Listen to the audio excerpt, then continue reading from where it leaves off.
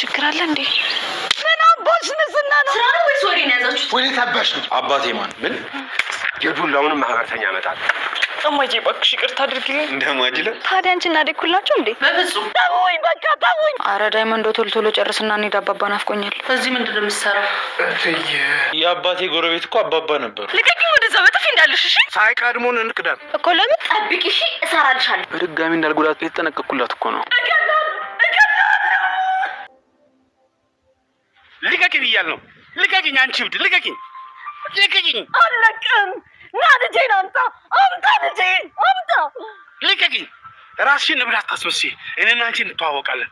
ይልቅስ ከብዙ ዓመት በኋላ ሚስት ልታወጪ አሰብሽው ለምን እንደሆነ ትነግሪኛለሽ። አባባ ማዘር እንዴ ምን እያደረጋችሁም? ተላቀቁኝ። ሂዱልኝ፣ ቅጣቴን ልቀጣበት። በቃ ተውኝ። ሂዱልኝ። እብድ አሁን ልጄ ስትያል ነበር። ይኸው ልጅሽ መጣልሽ። አሁን ምንድን ነው ችግርሽ? እንዴ አባባ ቆይ፣ እንዴ ከቤት ወጣ ምን ሰራለህ እዚህ? እያመመህ እኮ ነው። ሰላም ውድ የተከበራችሁ ቤተሰቦቼ እንዴት ናችሁ? ደህና ናችሁ ወይ? እኔ እግዚአብሔር ይመስገን በጣም ደህና ነኝ። እንኳን ወደ ቻናሌ በሰላም መጣችሁ እያልኩኝ ለዚህ ዩቲዩብ ቻናል አዲስ ከሆናችሁ ላይክ፣ ሼር፣ ሰብስክራይብ በማድረግ ቤተሰብ ሁኑ። እንዲሁም ሀሳብ አስተያየት ካላችሁ ኮሜንት ላይ አሳውቁኝ። ዛሬ ደግሞ ሰራተኛዋ አደይ ፊልምን ክፍል 129 ይዤላችሁ መጥቻለሁ። እስከ ቪዲዮ ፍጻሜ አብራችሁኝ ቆዩ። ለሊ የባቡሬን እናት ሙሉ ታሪክ ለማወቅ እየጣረችና ብዙ ውጣ ውረድም እያደረገች ትገኝ ነበረ። እናም ከብዙ ጥረትና ልፋት በኋላ ከሞላ ጎደልም ቢሆን ስለ ባቡሬ እንዲሁም ደግሞ ስለ ቤተሰቦቹ ማለትም ስለ እናቱም ሆነ ስለ አባቱ አንዳንድ ያገኘችው ነገር አለ ማለት ነው። እንግዲህ በዚህም አጋጣሚ ነበረ የባቡሬ አባት አባባ እንደሆነ ወይም ደግሞ የቅምጥል አባት አባቱ እንደሆነና ቅምጥል ደግሞ እህቱ እንደሆነች እየሰማችው። ይህንንም እየሰማችው ለሊ ነገሮችን በደንብ ለማወቅና ለመረዳት ይጠቅመኛል ብላ ወደ ቅምጥል አባት ቤት ጎራ ብላ ነበረ። እናም የባቡሬ እናት የነገረቻትን አንዳንድ ነገርም ቢሆን ለአባባ ነገረቻቸው። አባባም እንግዲህ እያንዳንዱ ታሪክ ለለሊ ዝርግፍ አድርገው ነገሯት ማለት ነው። እናም የባቡሬ እናት ወደነ አባባ ቤት ስትመጣ እንዴት በየሄድሽበት ታሪክ ታወጫለሽ? ምንስ ለማለት ፈልገሽ ነው? የአለፈ ታሪክ የምትቦረብሪው ምን ለማለት ፈልገሽ ነው? በማለት ነበረ አባባ እንግዲህ የባቡሬን እናት አፋጠው የያዟት። እሷም እባክህ አርፈ ተቀመጥ፣ እኔ የራሴን ህይወት ልኑርበት፣ በራሴ መንገድ ልሂድ ነበረ በማለት እያስረዳቻቸው። እንግዲህ የባቡሬ እናትና አባት ሁለቱም ውስጣቸው ስለሚያውቅ እጅግ በጣም የረቀቀ ጸብ ላይ ደርሰዋል። እናም የባቡሬ እናት ባቡሬ የምርም ልጇ መሆኑን አውቃለች። አሁን ላይ ያለችበት ሁኔታ እጅግ በጣም ጥሩ ይመስላል። ማለትም ነገሮችን እያስታወሰች እና ወደ ድሮ እየተመለሰች ትመስላለች። ለሊም በዚህ ምክንያት እጅግ በጣም ደስ ብሏታል። የባቡሬ እናት እያንዳንዱ ነገር በማስታወሷ ለሊ በጣም ደስታ እየተሰማት ትገኛለች። ነገር ግን ለምን ለዛ ሽማግሌ እንዲህ ብለሽ ነገርሽ? እኔ የነገርኩሽን እያንዳንዷ ነገር ለምንድን ነው ለሱ የተናገርሽው? በማለት ነበረ ለሊም በጥፊ ያጋለቻት። ለሊም በጣም ከደነገጠች በኋላ ይቅርታ ማዘሯ፣ እኔ እንደዚህ እንዲሆን ፈልጌ አይደለም፣ በተቻለኝ መጠን የባቡሬን ታሪክ ለማጥናት እየሞከርኩ ነው። እናም አባባን የሆነ ነገር ይነግረኛል ብዬ ነበረ እንደዛ ያልኩት፣ እባክሽ ማዘሯ ይቅርታ ስትል ነበረ ለሊ ተንሰፍስፋ ይቅርታ የጠየቀቻት። ማዘሯም እንግዲህ ችግር የለውም ብላ እሷም ልጄ አሳመምኩሽ፣ ስለተናደድኩብሽ ነው፣ እባክሽ ይቅርታ አድርጊልኝ በማለት ነበረ የባቡሬ እናትና ለሊ እርቀ ሰላም ያወረዱት። ባቡሬም እንግዲህ ወደ አባባ ጎራ ብሎ አንዳንድ ነገር ቢጠይቀውም ነገር ግን እሱ ምንም ሊመልስለት ፈቃደኛ አይደለም። ይህንንም ያየው ባቡሬ ወደ ለሊ ተመለሰና ለሊ እባክሽ አንድም ነገር ሳትዋሺ ንገሪኝ፣ የምታውቂው ነገር አለ ወይ? ስለኔ ቤተሰብ የደረሽበት ነገር አለ ወይ? በማለት ነበረ ለሊን የጠየቃት። ለሊም እንግዲህ ባቡሬ እባክህ ይቅርታ አድርግልኝ ስትል ነበረ ባቡሬን ለማግባባት የሞከረችው። እሱም ለሊ እባክሽ ንገሪኝ፣ የምታውቂውን ነገር አንድም ሳትደብቂ እያንዳንዷ ነገር ንገሪኝ በማለት ነበረ የጠየቃት። እንግዲህ ባቡሬ የአንተ አባት ማለት አባባ ነው ስትል ነበረ ያስረዳችው። እንዴት? አባባ እኮ የጎረቤት ሰው ነው፣ ከጎረቤት ሰው ነው የወለደች፣ ነበረ ብሎ የነገረኝ ሲላት ያ የጎረቤት ሰው ማለት እሱ ነው፣ ከሱ ነው የወለደች፣ አባባም አባትህ ነው፣ እንዲሁም ደግሞ ቅምጥል እህትህ ናት በማለት ነበረ ያስረዳችው። ባቡሬም እንግዲህ ይህንም በሰማ ሰዓት የሚያደርገውና የሚያስበው መላው ጠፍቶበት ተወዛግቦ ይገኛል። ለለሊ ምንም ሳይመልስላት ነው ትቷት የሄደው። የባቡሬም እናት ልጄ ምን አለ? ልጄስ አባቱ ያ ሽማግሌ መሆኑን ሰማዊ ስትል ነበረ ለሊን የጠየቀቻት። ለሊም እንግዲህ አዎ ማዘሯ ሰምቷል፣ ለባቡሬ እያንዳንዱን ነገር ነግሬዋለሁ ስትል መለሰችላት።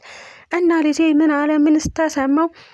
እኔ ያለ አባት ነው ያሳደኩት፣ መከራዬን አይቼ ነው ያሳደኩት፣ ለሱ ስል ብዙ ሆኛለሁ፣ ብዙ ዋጋም ከፍያለሁ። ልጄ አሁን ላይ ስሜቱ ምንድነው? ምንስ ተሰማው? ስትል ነበረ የጠየቀቻት። ነገር ግን ለሊ ስሜቱን ማዳመጥ አልቻልኩኝም፣ ምክንያቱም ምንም ሊመልስልኝና ሊያናግረኝ አልቻለም፣ ትቶ ነው የሄደው በማለት ነበረ ያነገረቻት። እንግዲህ የባቡሬ እናት አሁን ላይ እጅግ በጣም ጥሩ ሁኔታ ላይ ትገኛለች። ማለትም ከለሊ ጋርም ጥሩ መግባባት ላይ ይገኛሉ። እናም ለሊ ነይ ወደ ቤት እንሂድ፣ እናም አንዳንድ ነገር እናድርግ፣ ብዙ ነገርም ላወራሽ እና ላጫውትሽ እፈልጋለሁ በማለት ነበረ የባቡሬን እናት እንደምንም ብላ አግባብታ ወደ ቤቷ ይዛት የሄደችው። ቤዛም እንደለመደችው ዛሬም ተመልሳ ወደ ቤት ገብታለች። እናም ቤት መታ እማዬ እባክሽ ይቅርታ አድርጊልኝና ድጋሚ ወደዚህ ቤት ልመለስ ነበረ ጥያቄዋ። ነገር ግን የፍቅር እናት እንኳንም ወደ ቤት ልመልስሽ ላይሽ ሁላ አልፈልግም፣ አንቺ እኮ ማለት ዴቭ እና ፍቅር ልትገልብኝ የነበርሽ ሰው ነሽ፣ ልጆቼን እኮ ገለሻቸዋል፣ ቢሳካልሽ ኖሮ በማለት ነበረ አከናፍራ ከዚህ ቤት ውጪ፣ አንቺ በድጋሚ እዚህ ቤት ልትገቢ አትችይም ብላ ያባረረቻት። ቤዛም እንግዲህ አዲስ ዘዴ እዛ ቤት ለመግባት እየፈጠረችና ደፋ ቀና እያለች ትገኛለች። ነገር ግን በድጋሚ የሚሳካላት አይመስለኝም። ማለትም እዛ ቤት ተመልሶ መግባት ማለት የሽቦ አጥር መጣስ ነው የሚሆንባት። እናም ቤዛ ድጋሚ ሌላ ሴራ ለማሴር እየሞከረች ነው።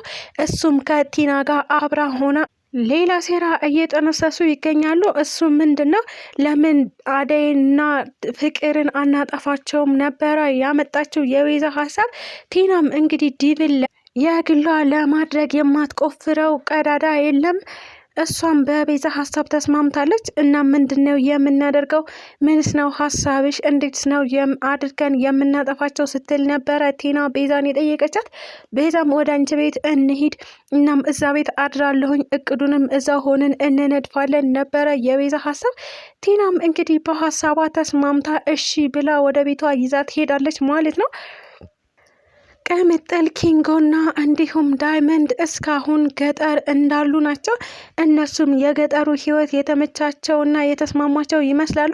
ወደ ከተማ የመመለስ ሀሳብ ባይኖራቸውም ነገር ግን ቅምጥል አሁንም አልጨረሳችሁም ወይ? ጨርሱና ወደ ከተማ እንመለስ፣ እኔ አባባ በጣም ናፍቆኛል፣ ላየው እፈልጋለሁ የሚል ጥያቄ አቅርባላቸው ነበረ። ነገር ግን ዳይመንድ የአባቱን የውርስ ጉዳይ ምንም ስላልተሳካለት እንዲሁም ስላልጨረሰ አይኔ ትንሽ እቆያለሁ፣ እናንተ ተመለሱ፣ ዳይመንድና ቅምጥል ተመልሳችሁ ወደ ከተማ ሂዱ ነበረ ብሏቸው የነበረው። ነገር ግን እነሱም ለአንተ ብለን መተን ያንተ ሀሳብ ሳይሳካ አንተን ጥለንህ አንመለስም ሲሉ መለሱለት። ቅምጥልም እንግዲህ የአባቷን ናፍቆት በሆዷ ይዛ ነገር ግን የመዝናናት ጊዜ ላይ ነው ያለችው።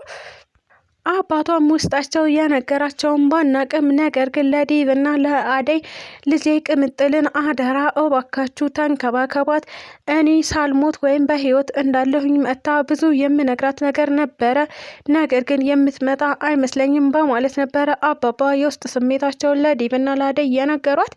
እንግዲህ እነሱም አራባባ አይዞህ፣ ምንም አትሆንም፣ ትታከማለህ፣ እናም ደግሞ ጤነኛ ትሆናለህ፣ ምንም አትሰብ ነበረ ብለውት የነበረው። ነገር ግን እጅግ በጣም ውስጧ የተነካው እና እንዲሁም ችግር ላይ የሆነችው የባቡሬ እናት ለምንድን ነው ልጄን አባቱ መሆንክን አምናህ ያልተቀበልከው? ለምንድን ነው ልጄን የምታሰቃየው? አባቱ ነኝ አባትህ ነኝ ለምን አትለውም ለልጄ? በማለት ነበረ እንግዲህ የባቡሬን አባት በትራስ አፍና የገደለችው ማለት ነው። እንግዲህ የአባቷን መሞት ያልሰማችው ቅምጥል አሁን ይህን ነገር ስሰማ ምን ሊፈጠር እንደሚችል ፈጣሪ ብቻ ነው የሚያውቀው። በተለይ ደግሞ የባቡሬ እናት እንደሆነች የገደለችው ስትሰማ ምን ልትሆን እንደምትችል እጅግ በጣም የሚያሳዝን ስሜትና የሚያሳዝን ድብርት ውስጥ ትገባለች። ቅምጥል እንግዲህ እሷም ሌላ ሰው ተከትላ ወይም ደግሞ ወንድ ተከትላ ሄዳ በዚህ መልኩ አባቷን ስታጣ እጅግ በጣም የሚያሳዝን ነው። ስለተከታተላችሁኝ እጅግ አድርጌ አመሰግናለሁ። ለዚህ ዩቲዩብ ቻናል አዲስ ከሆናችሁ ላይክ፣ ሼር፣ ሰብስክራይብ በማድረግ ቤተሰብ ሁኑ። እንዲሁም ሀሳብ አስተያየት ካላችሁ ኮሜንት ላይ አሳውቁኝ። ኢትዮጵያ ለዘላለም ትኖር እያልኩ ሰናበታችኋለሁ።